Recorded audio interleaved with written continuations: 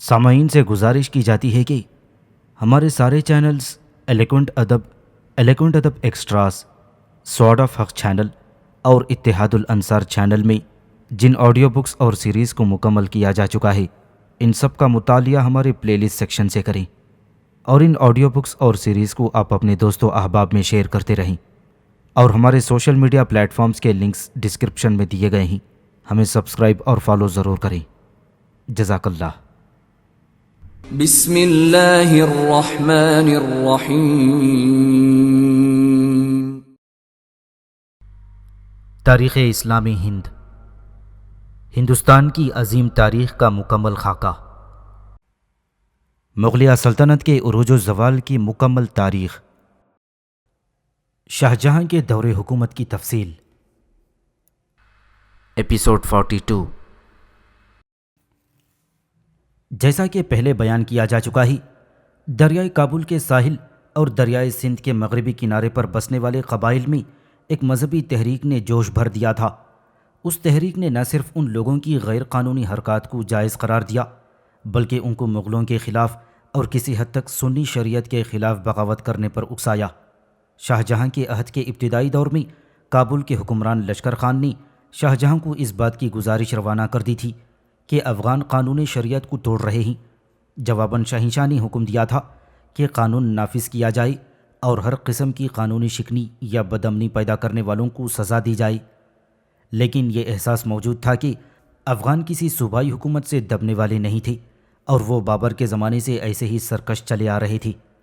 سرکش افغان قبائل نے سرنگوں ہونے کے بجائے بدلہ لینے کی خاطر پشاور پر حملہ کر دیا۔ مغل افسران بڑی مشکل سے پشاور کو باغیوں کے ہاتھوں سے بچا سکے۔ ملتان اور بلوچستان کی سرحدات پر بھی حالات اسی قدر ناقابل اطمینان تھے۔ نوحانی قبائل اور ان کے مختلف خیل سبھی پرامن رہنے پر آمادہ نہ تھی اور ہمیشہ اس طاق میں رہتی کہ مغل علاقوں پر مار دھاڑ کرتے رہیں۔ شاہ جہاں نے دکن اور شمالی ہند میں اپنی فتوحات کے ضام میں استرقانیوں سے جنگ کرنے کا فیصلہ کر لیا۔ اس نے اس سلسلے میں نہ تو اپنی طاقت کا اندازہ لگایا اور نہ ہی شمال مغربی سرحدوں میں پیش آنے والی مشکلات اور کوہستانی جنگ کی دشواریوں کا خیال کیا، اور نہ ہی اس امر کو دھیان میں رکھا کہ قبائلی اس کے دشمن ہیں۔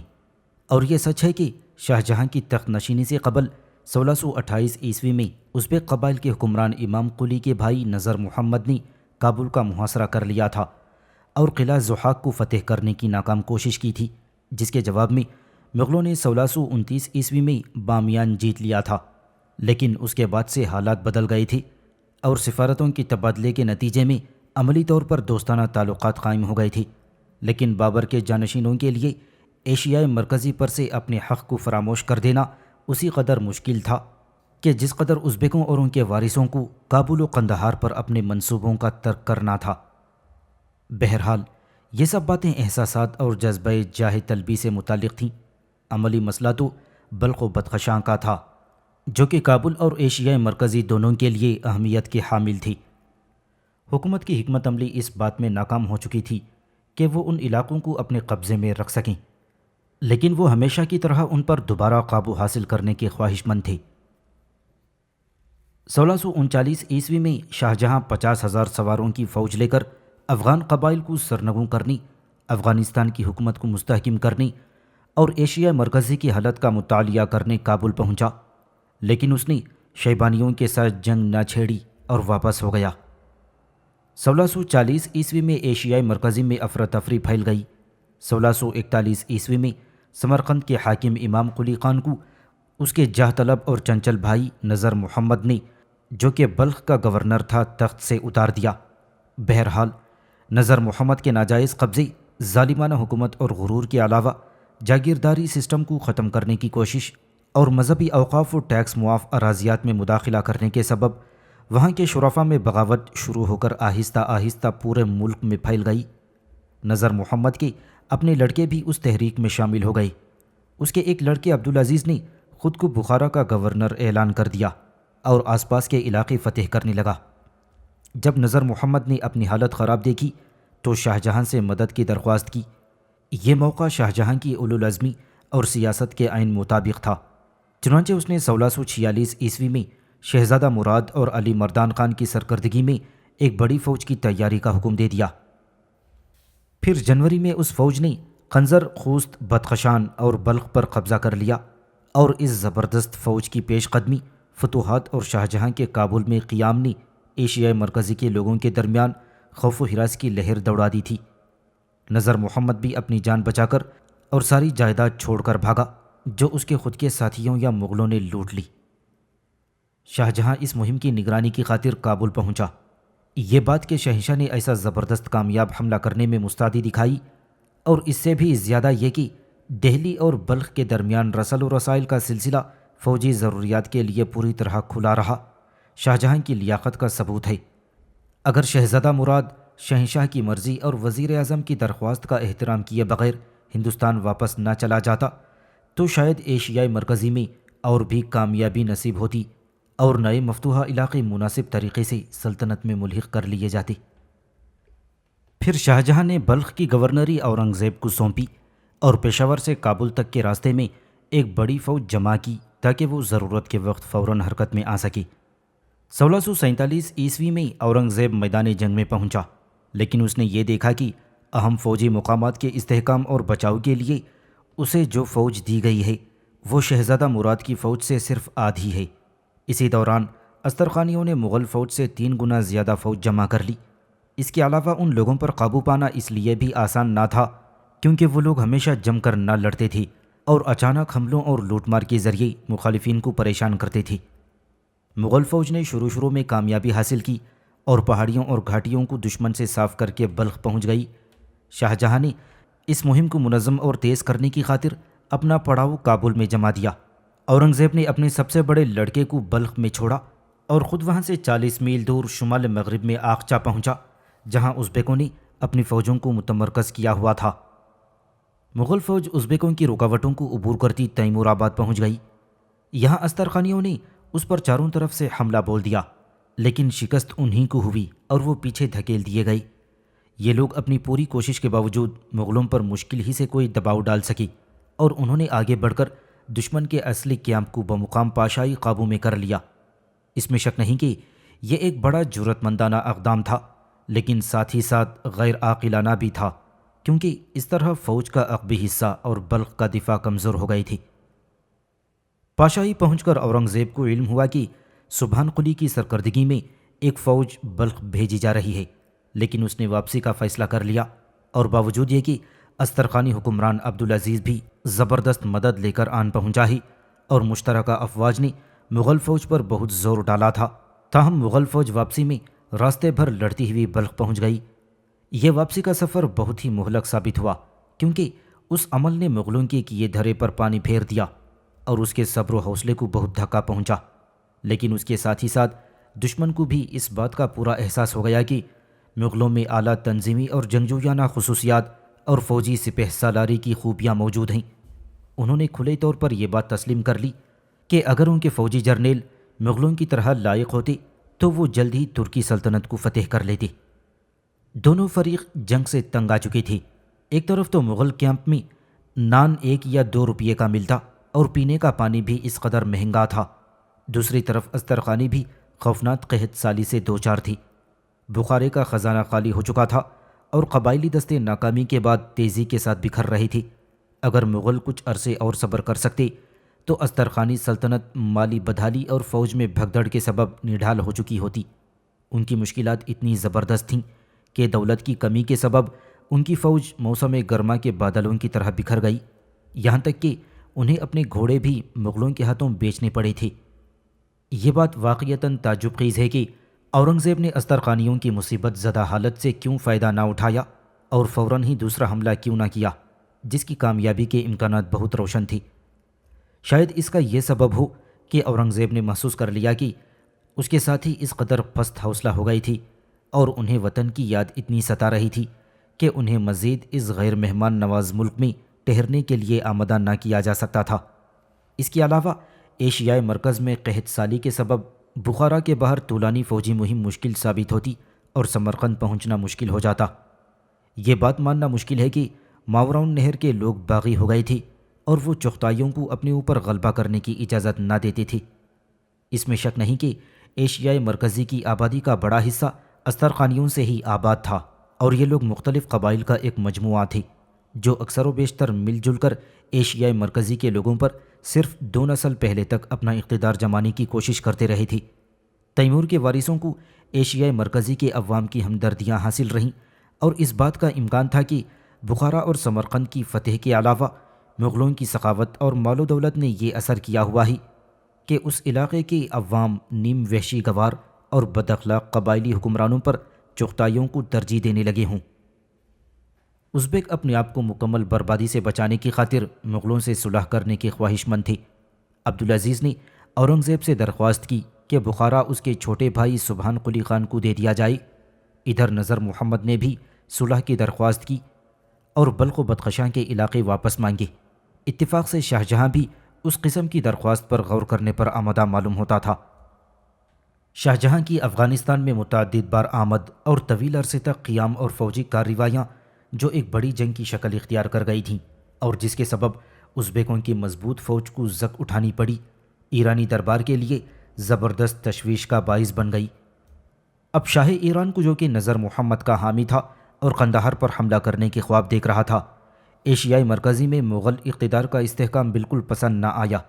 اس کے علاوہ سب سے زیادہ پریشان کن مسئلہ تو آدمیوں کے لیے غذا اور مویشیوں کے لیے چارہ حاصل کرنے کا تھا، کیونکہ لڑائی کے سبب اراضیات اجڑ چکی تھیں، اور مرکزی ایشیا کے ان علاقوں کو جو مغلوں کی دسترس میں تھے، زرعی اور اقتصادی حالت بہت خراب ہو چکی تھی۔ حالانکہ ازبیک میدانی لڑائیوں میں ہار چکے تھے، تاہم خانہ بدوش قبائلی دستے ابھی تک گوریلا جنگ لڑ رہے تھے، جس کے سبب رسد کا مہیا کرنا اور بھی مشکل ہو گیا تھا۔ قبائلی لوٹیروں کی ٹولیوں کو سرنگوں کرنے اور مفتوحہ علاقوں پر قبضہ جمانے کا کام دیر طلب اور وسیع انتظامی کارروائیوں کے ذریعے ہی انجام پا سکتا تھا۔ شہزادہ اورنگزیب نے گزارش بھیجی کہ مغل فوج کے افسر اور سپاہی گھبرا چکے ہیں، اور جوں جوں موسم سرما قریب آتا جا رہا ہے، ان کی بے قراری میں اضافہ ہو رہا ہے۔ ان حالات کو مد نظر رکھتے ہوئے شاہ جہاں نے نظر محمد کی درخواست کو قبول کر لیا اور یہ حکم دیا کہ وہ خود اظہار اطاعت کے لیے حاضر ہو۔ نظر محمد اپنے لڑکوں کے ہاتھوں نقصان اٹھا چکا تھا اور مغلوں سے بھی خوف زدہ تھا، لہٰذا کسی نہ کسی بہانے وہ خود تو نہ گیا تھا، البتہ اپنے ایک پوتے قاسم سلطان کو کشف قلماق کے ساتھ روانہ کر دیا۔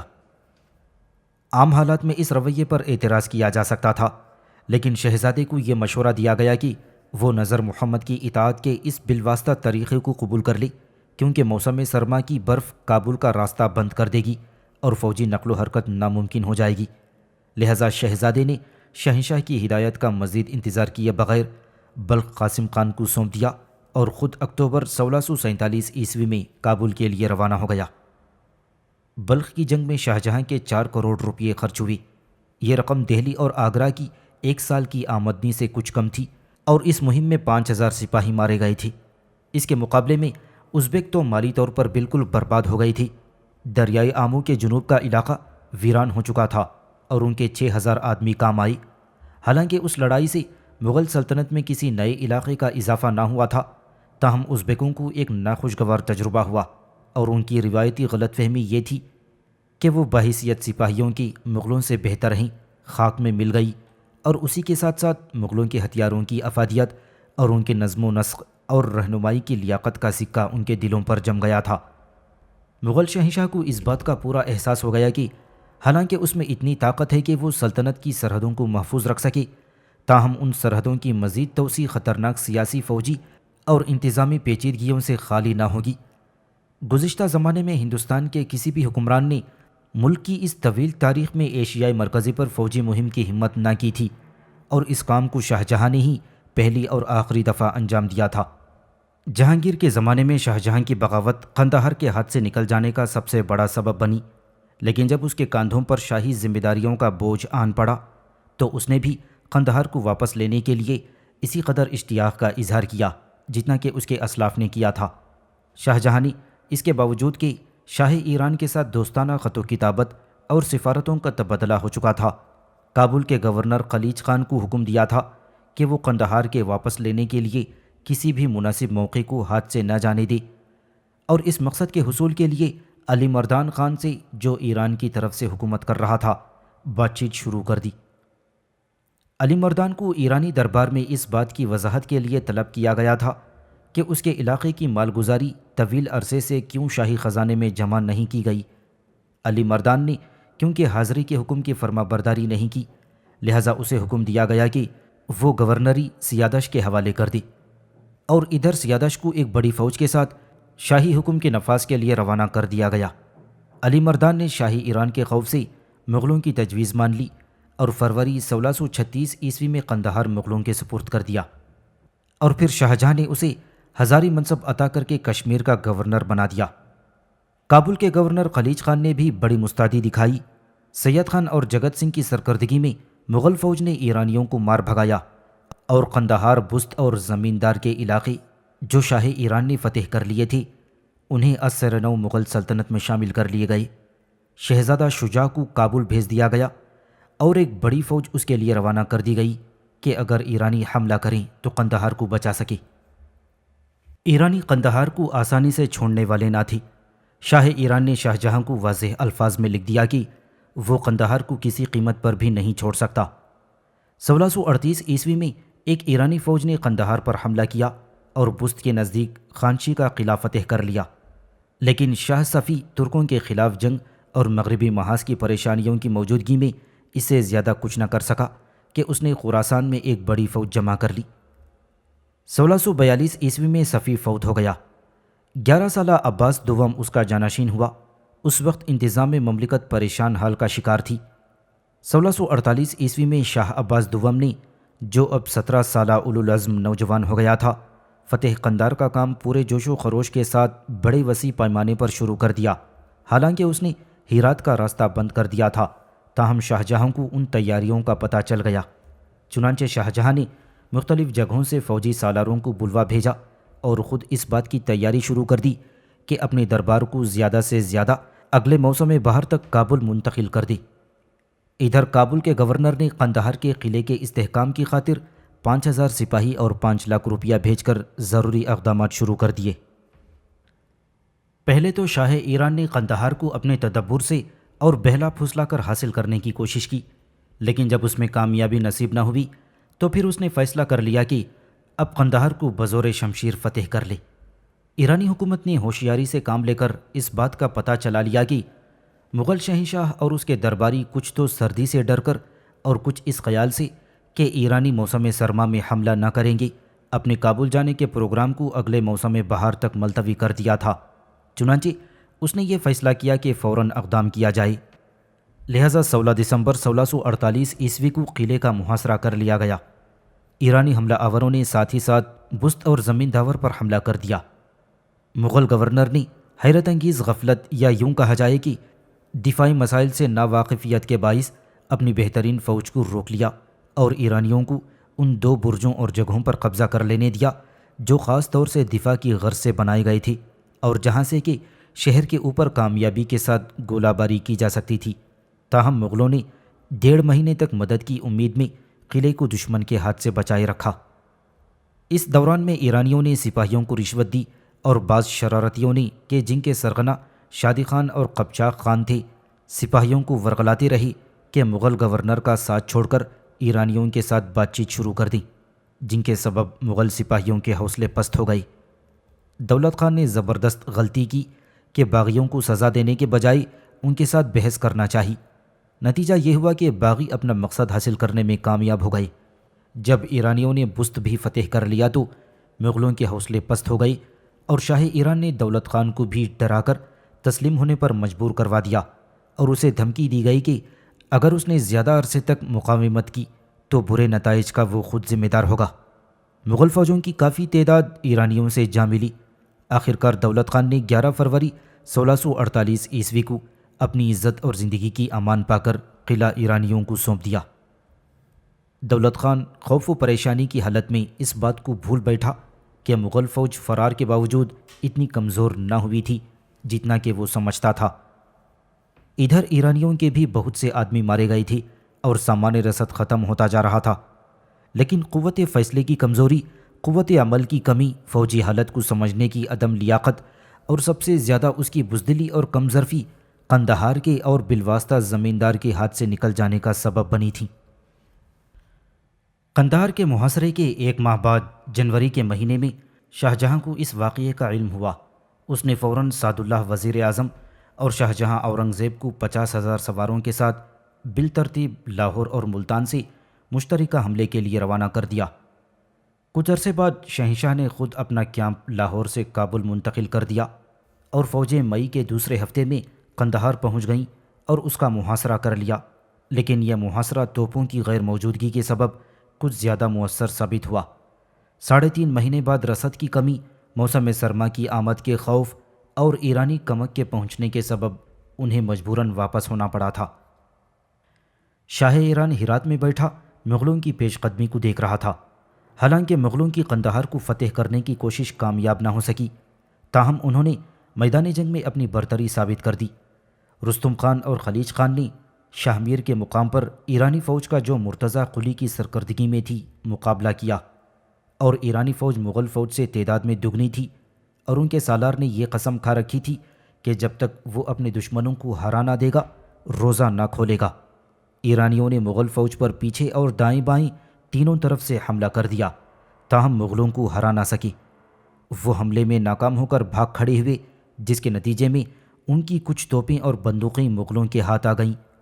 شاہ میر کی جنگ مغل سلطنت کی فوجی تاریخ میں ایک شاندار کارنامے کی حیثیت رکھتی ہے۔ بلخ اور قندھار کی لڑائیوں کے بوجھ کے سبب یہ ضروری ہو گیا تھا کہ کچھ مہلت ملے اور پھر سے تیاری کی جائے۔ 1652 عیسوی میں شاہ جہاں نے ایک مرتبہ پھر سعد اللہ خان کو 50,000 سوار، 10,000 بندوقچی، 8 بھاری اور 20 ہلکی توپیں دے کر کابل و غزنی کے راستے سے روانہ کر دیا۔ ادھر اورنگزیب ملتان کے راستے قندھار روانہ ہوا۔ جنگ فوراً شروع ہو گئی، لیکن قندھار کا قلعہ اب خود مضبوط ہو چکا تھا۔ اس میں کافی مقدار میں رسد اور دوسرا ضروری سامان موجود تھا، اور قلعے کے محافظ پوری طرح چوکنے ہو چکے تھے۔ محاصر فوج نے قلعے کی دیوار میں سوراخ کرنے کی ہر ممکن کوشش کی، لیکن توپوں نے کام نہ دیا۔ 8 توپوں میں بال پڑ گئے، دوسری توپوں سے صحیح طور پر کام نہ لیا جا سکا، اور گولہ بارود اور رسد کی کمی ہو گئی۔ علاوہ ازیں مغلوں کی حالت اس وجہ سے اور بھی نازک ہوتی چلی جا رہی تھی کہ غزنی کے قریب ازبکوں اور آلامانوں کی ایک بڑی فوج دشمنانہ سرگرمیوں میں مشغول تھی، اور اس بات کا خوف پیدا ہو گیا تھا کہ وہ مغلوں کے رسل و رسائل کا سلسلہ منقطع کر دے گی۔ 2 مہینے 8 دن کی ناکام کوشش کے بعد مغل فوج کو ایک مرتبہ پھر قندھار سے مایوس لوٹنا پڑا۔ شاہ جہاں غضبناک ہو گیا اور اس نے اورنگزیب کو دکن منتقل کر دیا۔ شاہ جہاں کے سب سے بڑے بیٹے پرنس دارا نے فوجی مہم کی مشکلات کا اندازہ کیے بغیر قندھار فتح کرنے کا بیڑا اٹھا لیا۔ چنانچہ شہنشاہ نے کابل اور ملتان کے صوبے اسے منتقل کر دیے، اور اسے قندھار کی تیسری مہم کا سالار نامزد کر دیا گیا۔ دارا نے 3 مہینے تک اپنی بہترین استعداد صرف کر کے وسیع پیمانے پر تیاریاں کیں۔ گولہ بارود کی بڑی مقدار جمع کی گئی، اور غلے کے سوداگروں کو دل کھول کر کھانے کے سامان کی متواتر فراہمی کے ٹھیکے دیے گئے۔ اس بات کی کوشش بھی کی گئی کہ عمدہ قسم کی توپیں حاصل کی جا سکیں۔ اب دارا شکوہ ملتان کے راستے روانہ ہوا، کیونکہ اس راستے پر خوراک اور چارہ کافی مقدار میں دستیاب ہو سکتا تھا۔ 23 اپریل 1653 عیسوی کو شہزادہ 70,000 سپاہی، 7 بڑی اور 47 مختلف دھاتوں کی ہلکی توپوں کے ہمراہ قندھار پہنچا۔ شہنشاہ کے مجوزہ منصوبے کے مطابق قندھار کا زبردست محاصرہ کیا گیا۔ اس کے ساتھ ساتھ دوسرے قلعوں پر بھی دباؤ ڈالا گیا۔ امید یہ تھی کہ بست اور زمیندار کے علاقوں کے فتح ہو جانے پر قندھار کی فوج کے حوصلے پست ہو جائیں گے اور وہ تسلیم ہو جائے گا۔ رستم خان نے بہادری کا مظاہرہ کر کے بست اور گرشک کے قلعے فتح کر لیے، لیکن ان فتوحات نے قندھار کے مدافعین پر مغل توپ خانے کی طرح ہی بہت کم اثر ڈالا۔ ایرانیوں نے غیر معمولی جرأت اور ہمت کا ثبوت دیا، اور محاصرین کی اس کوشش کو کہ وہ مخالفین کی قوت کو اپنی طاقت یا انعام کے وعدوں سے کمزور کر دیں ناکام بنا دیا۔ محاصرہ 5 مہینے اور چلتا رہا، اور محض اس وقت اٹھایا گیا تھا کہ جب بارود یا توپ کا ایک گولہ بھی باقی نہ بچا۔ چارہ مفقود ہو گیا تھا، اور سپاہی زبردست سردی اور فاقہ کشی کے سبب بڑی تعداد میں مرنے لگے تھے۔ مغل فوج اپنی کوشش میں ناکام ہو کر ملتان کی طرف واپس ہوئی، اور راستے میں اسے اپنے عقب میں ایرانیوں اور افغانیوں کے حملوں کا مقابلہ کرنا پڑا۔ قندھار کو فتح کرنے کی مغلوں کی ساری کوششیں ناکام رہیں۔ حقیقت تو یہ ہے کہ قندھار کے قلعے کو نہ تو ایرانیوں نے اور نہ ہی مغلوں نے لڑ کر فتح کیا۔ قندھار کا قلعہ ناقابل تسخیر تصور کیا جاتا تھا۔ مغلوں کا توپ خانہ قلعے کی فتح کے لیے ناکافی تھا۔ مزید برآں موسم کی سختی بھی اس مہم کو زیادہ عرصے تک جاری رکھنے میں مانع ہوئی۔ 4 مہینے سے زیادہ تک رکنا ممکن نہ تھا۔ اب قندھار ہمیشہ کے لیے مغلوں کے ہاتھ سے جاتا رہا۔ جب شاہ جہاں کی فتح قندھار کی آخری کوشش بھی ناکام ہو گئی، تب اسے اس بات کا احساس ہوا کہ اس نے اپنے باپ کے ساتھ جو ناروا سلوک کیا تھا وہ سخت ناقابل افسوس تھا۔ قندھار کی فتح کی کوششوں میں تقریباً 11 کروڑ روپیہ خرچ ہوا۔ اس کے علاوہ شاہ جہاں کو اس بات کا بھی اندازہ ہو گیا تھا کہ مغربی علاقے میں فوجی مہمات اور فتوحات کا شوق کس قدر مشکل اور تکلیف دہ ہے۔ ادھر ایرانی اگر خود کو قندھار کے دفاع اور اپنی عمدہ توپ خانے پر جو شاہ عباس نے بڑے مؤثر طریقے سے یورپین ماہرین کی نگرانی میں عثمانیوں کا مقابلہ کرنے کے لیے تیار کیا تھا، خود کو مبارکباد دے سکتے تھی، تو انہیں اس بات کا بھی احساس ہو گیا ہوگا کہ شمال میں ان کی ملک گیری کی آرزویں قندھار سے آگے پوری نہیں ہو سکتی تھیں، اور اگر وہ کھلے میدان میں مغلوں سے زور آزمائی کرتے تو انہیں یقیناً ناکامی کا منہ دیکھنا پڑتا۔